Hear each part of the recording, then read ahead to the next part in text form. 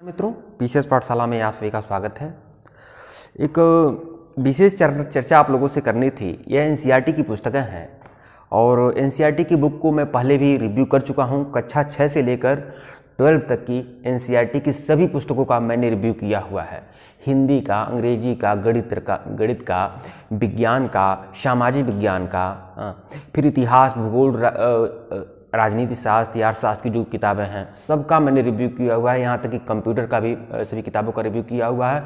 लगभग 150 से ज़्यादा पुस्तकों का मैंने रिव्यू किया हुआ है पीसीएस पाठशाला चैनल पर और लगातार उसका रिव्यू भी किया हूँ। उसका बुक की प्राइस क्या है, बुक में क्या क्या चैप्टर हैं, क्या क्या पढ़ना इंपॉर्टेंट है, सबको मैंने बताया हुआ है। तो आज एक चीज़ मुझे बहुत ही आकर्षक लगा और जो आप लोगों को बताने वाला हूँ। ये जैसे एक मानक पुस्तक है, वैसे तो पूरा एनसीईआरटी की बुक है मेरे पास, लेकिन यह एक मानक पुस्तक है कक्षा 6 का हमारे अतीत, और यह हमारे अतीत 2 जो कक्षा 7 का है। एनसीईआरटी की पुस्तकें मेरे हिसाब से सामाजिक समरसता फैलाती हैं और यह चीज़ें कुछ विवादास्पद भी हो सकता है, कुछ लोगों को पसंद नहीं आएगा और कुछ लोगों को पसंद भी आ सकता है। आपका क्या सोचना है यह थोड़ा देखिएगा, मैंने इस पर गौर किया हुआ है। कक्षा 6 के लिए इतिहास की पाठ्य पुस्तक है। तो देखिए, एनसीईआरटी की पुस्तकों की विशेषता यह होती है कि इसमें अगर कोई इतिहास भी पढ़ाएगा, इतिहास भी रहेगा, पॉलिटिकल साइंस रहेगा, अगर भूगोल रहेगा, कोई भी सब्जेक्ट का कोई भी बुक रहेगा, तो उसमें बहुत ही अच्छी कहानी के साथ इस चैप्टर को शुरुआत किया जाता है। कोई भी चैप्टर हो, एक छोटी सी कहानी के साथ चैप्टर की शुरुआत किया जाता है। और एनसीईआरटी की पुस्तकों में सबसे पहले यह आपका उद्देशिका, भारत की उद्देशिका, संविधान की उद्देशिका रहेगा। हाँ, एक बड़ी चीज़ मैं आप लोग को वही मैं दिखाना चाहता हूँ।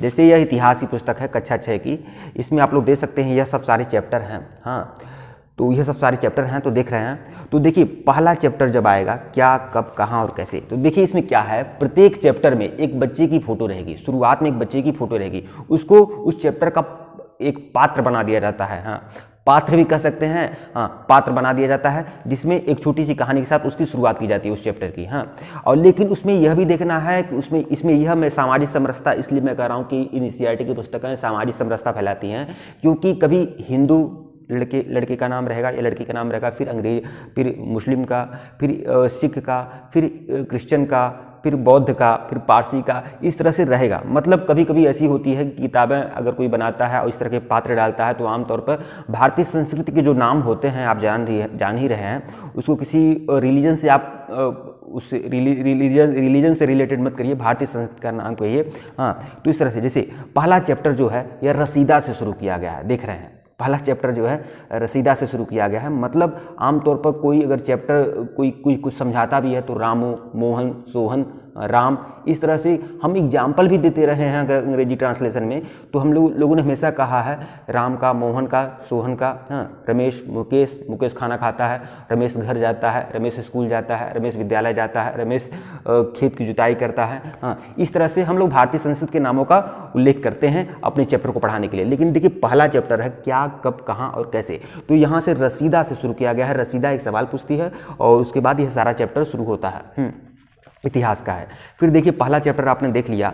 सामाजिक समरसता का मतलब इसलिए मैं कह रहा हूँ कि समाज के सभी लोगों का योगदान हो, मतलब छोटी छोटी बातों पर गौर करना। हाँ, अब इसको आप अपने तरीके एंगल से देख सकते हैं। इसे आप पॉजिटिव है कि निगेटिव है मैं कुछ नहीं कहूँगा, आप अपने हिसाब से तो सोचिएगा। हाँ, तो देखिए, दूसरा चैप्टर जो है किसी हिंदू संस्कृति के हिंदू बच्चे के नाम लिया गया है, तुषार का रेल यात्रा। तो यहाँ पर इसे पार्ट बना दिया गया है। अब देखिए, मुस्लिम हिंदू हो गया। और फिर एक बात और है यहाँ पर देखना है, यहाँ पर लिंग को भी ध्यान में रखा जा रहा है कि पुरुष और स्त्री, मतलब जो अगर कहीं बच्चा है तो उसको भी ध्यान में रखा जाए, बच्ची है तो उसको भी ध्यान में रखा जाए। हाँ, इस तरह से देखिए, यहाँ पर क्रिश्चियन, यहाँ पर क्षमा करिएगा, यहाँ पर एक सिख बच्चे का, सरदार बच्चे का यहाँ पर उल्लेख कर दिया गया है। 2 सरदार बच्चे हैं, इनको इस चैप्टर का पार्ट बना दिया गया है। हाँ, तो सभी इस तरह से एनसीईआरटी यह भी विचार करती है अपनी पुस्तक के प्रकाशन में, उसको संशोधित करने में। एनसीईआरटी इन सब विषयों पर भी विचार करती है कि आमतौर पर इन सब विषयों को इग्नोर कर देगा कोई। यहाँ पर देखिए, यहाँ पर क्रिश्चियन बच्ची है। हाँ, तो आप लोग देख रहे हैं लगातार सामाजिक एक देखिए, एनसीईआरटी अपने तरीके से यह भी दिखाना चाहती है।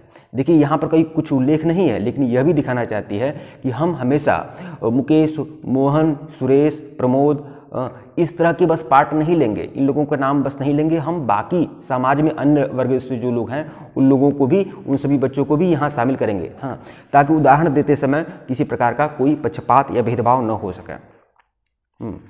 तो यह मुझे लगा एनसीईआरटी की पुस्तकों में।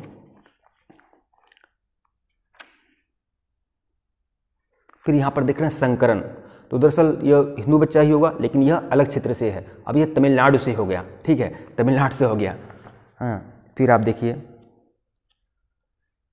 हर पुस्तक के हर चैप्टर में एक पार्ट जरूर बनाया जाएगा बच्चों का। ये देखिए अनघा, हाँ, अनघा नाम की बच्ची है जो महाराष्ट्रियन है। तो इस तरह से बहुत ही थोड़ा अच्छा लगा। थोड़ा एक तरह से ये भी कहा जा सकता है कि यह क्या बोलते हैं, तुष्टिकरण की नीति भी कही जा सकती है और सामाजिक समरसता की नीति भी कही जा सकती है। तो दोनों तरीके से आप लोग समझ लीजिएगा। तो यह मुझे थोड़ा सा लगा कि आप लोगों को शेयर करना चाहिए। और एनसीईआरटी की पुस्तकें बहुत ही अच्छी होती हैं, आप लोगों को पढ़ना चाहिए विशेष रूप से। ठीक है मित्रों, वीडियो को लाइक और चैनल को सब्सक्राइब करिएगा। धन्यवाद आप लोग को।